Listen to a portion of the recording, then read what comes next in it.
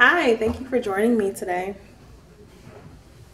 So this is for my leadership development class, and I am going to be exploring the differences between management and leadership within the workplace. So I just have a couple of questions for you today. And my first question is, what was your management title before, and what roles, responsibilities did you have with that? So within Wells Fargo, I have been what they consider a work director. It's more of a team lead role than really a manager. You're more of the frontline first response team for any issues that may arise or any complaints people may have. They'll first come to you. Outside of Wells Fargo, I've led various kind of supervisor type of roles.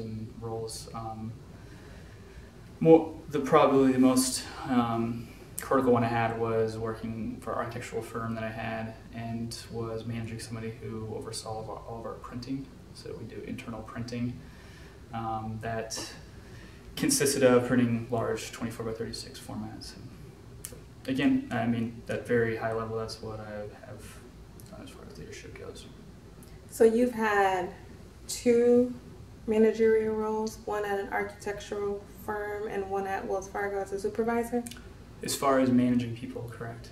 Okay. I believe there's managing in every role you have. So That is very true.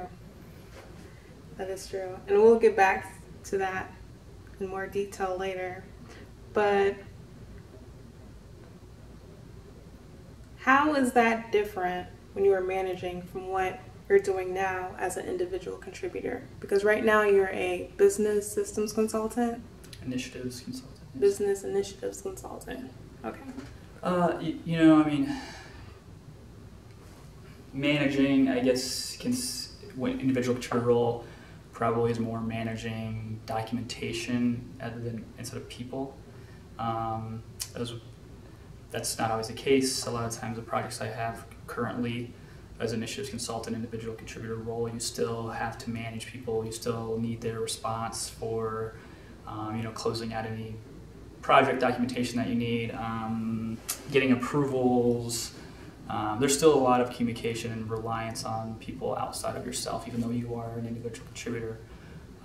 As we're with kind of a leadership role or actually managing people, it's different. You're maybe not looking, you're more relying on people, and you're probably the one that more people are relying on to resolve day-to-day issues, things that maybe more short-term items is where I believe currently I really have a lot more long-term goals when it comes to, I think, managing.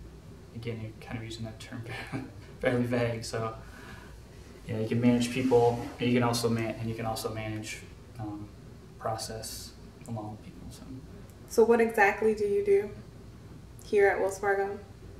Business initiative consultant is probably more closely to just a project manager, is what people would probably outside of Wells Fargo would know it as.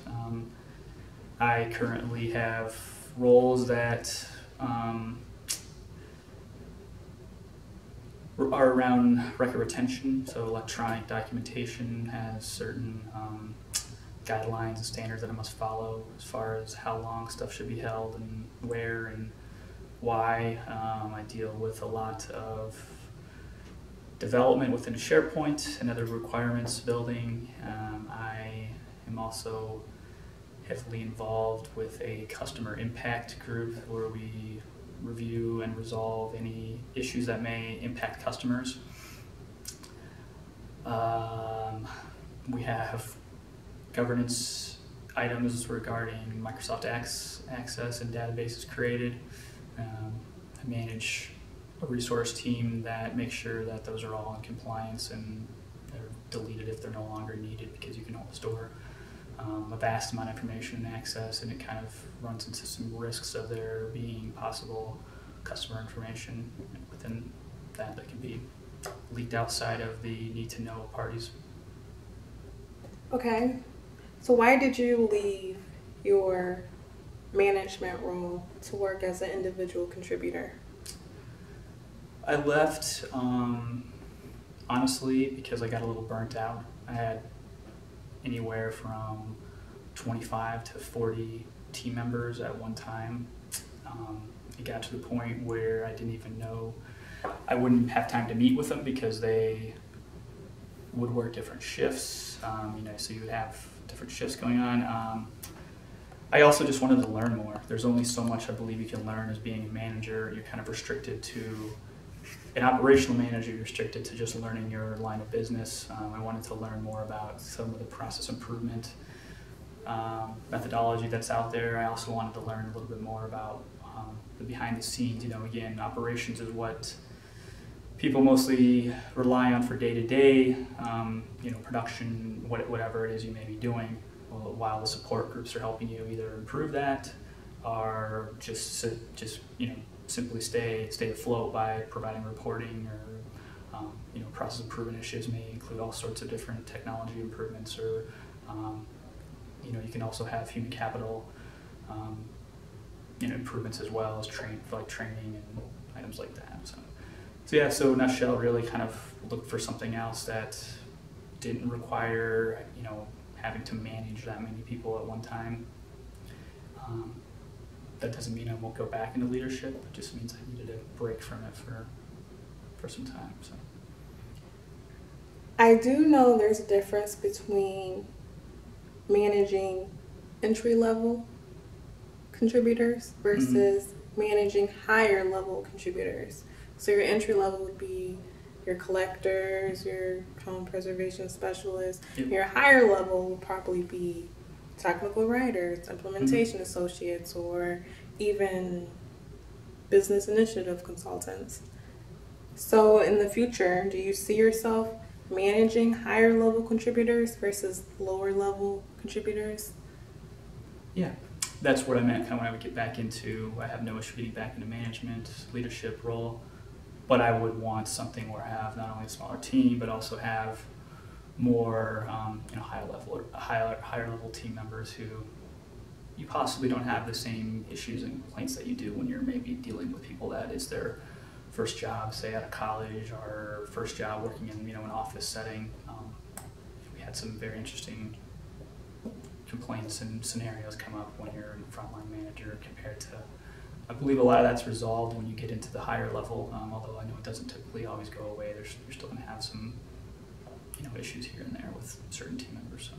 So can you tell me some of those interesting issues that you've experienced in the past? Sure. Odor, not even body odor, but people wearing too much perfume or cologne. Obviously a lot of occurrence type issues, people being late or people just not showing up or leaving early, not properly tracking their time. Those are pretty general ones.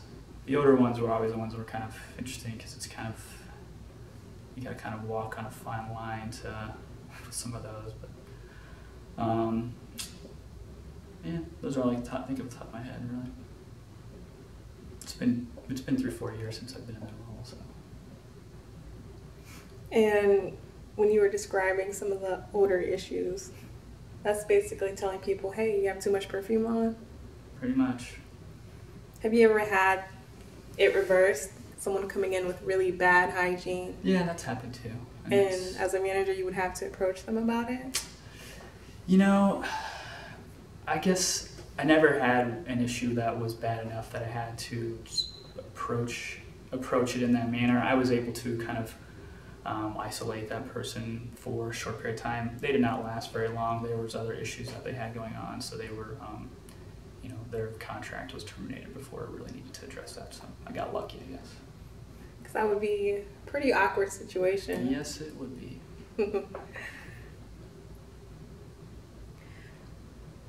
So regarding the management roles that you had before, you did mention that there were a lot of administrative tasks and that you had to do with onboarding people and keeping track of people's hours and just, for lack of a better word, a lot of hand holding, correct? And that's the part that you do not miss? Uh, I don't know if that's the case. I don't. It was just the amount of it. Like I said, 25, 40 people. That's a lot. That's a lot to handle. If you've got a smaller group, you can manage it a lot easier. Again, I don't think the administrative tasks piece of it is hard. The hand-holding piece, that just is proper coaching and training them what they need to know.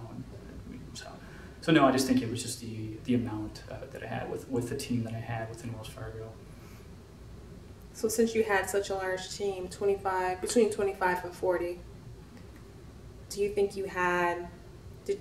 that prevented you from having a lot of face-to-face contact with each one of them? Yeah, definitely. Like I said, some of them had different shifts. I would see them for about an hour a day, or our shifts would overlap for an hour. So that was pretty much to allow me for an hour to talk to them. And we had a lot of turnover at that time too. So there would be people that would work for a month, they'd leave, a new class would come in, it'd be another month. Then those people would leave. So it was a continuous flow of new people and people leaving. So it's a lot of turnover back in those days. I think they've done a better job of kind of alleviating a lot of the turnover with some benefits that they have down on that team. And for what positions were these?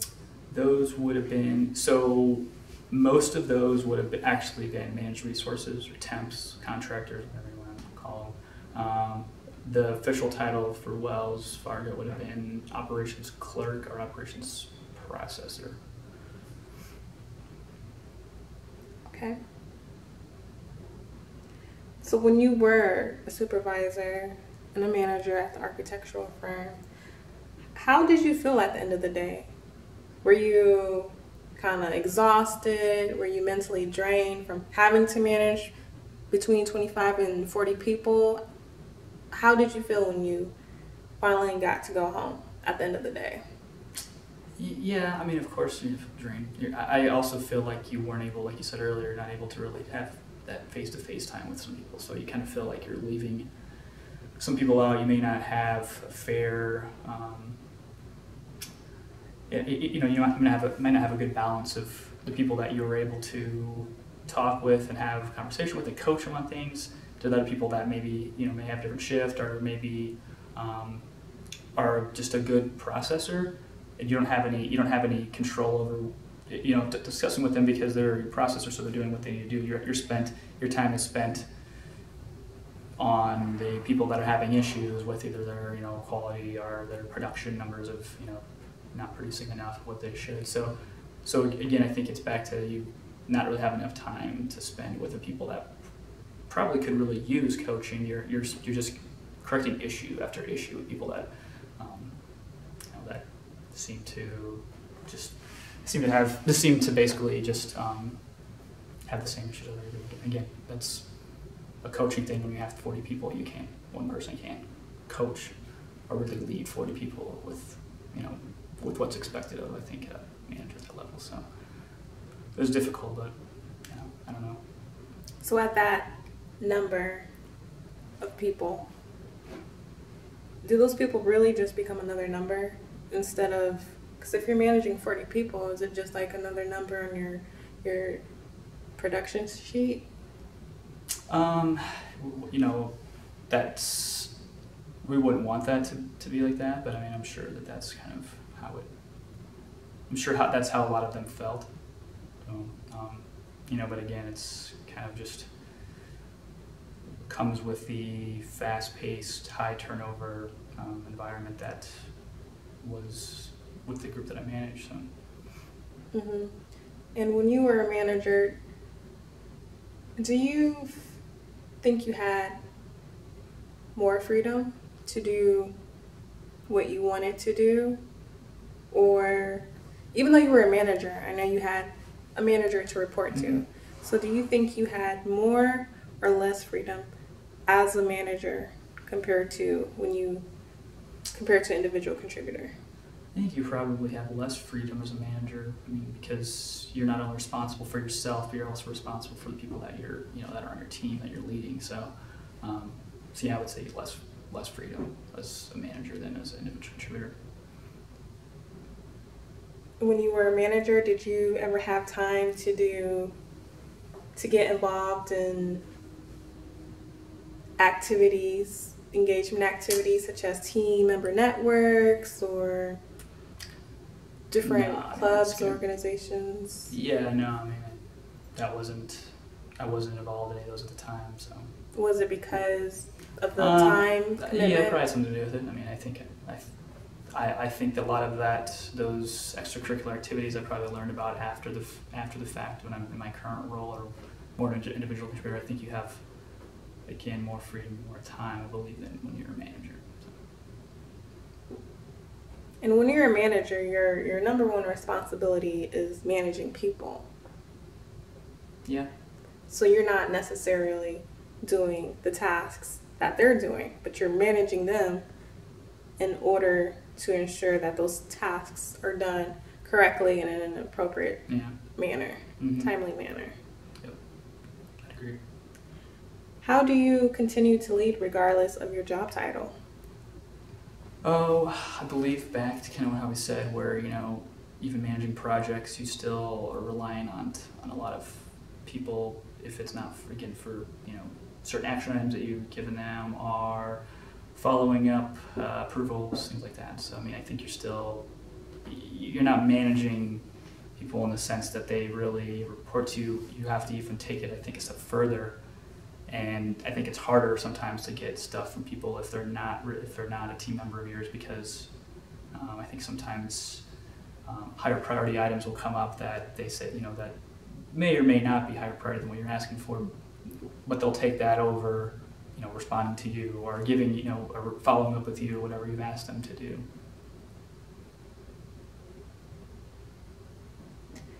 Do you think that there is a difference between leadership and management? Yeah. I mean, I think anybody can just manage people. I mean, like you said earlier, it's kind of just making sure that they're doing something right and that they're not making any mistakes, or if they are making mistakes, you correct it. I think leading is different in that fact that you're helping them move forward. That they're not just that number, that like a widget. They're actually a person, and you're helping them by coaching and whatever else it may be that maybe they want to move up to the next step. Maybe they don't. Maybe they actually just enjoy and they just kind of want to come in and just basically just do their work for 8 hours a day. So yeah, I think there's a big difference between the two of them. Thank you for your time. You're welcome.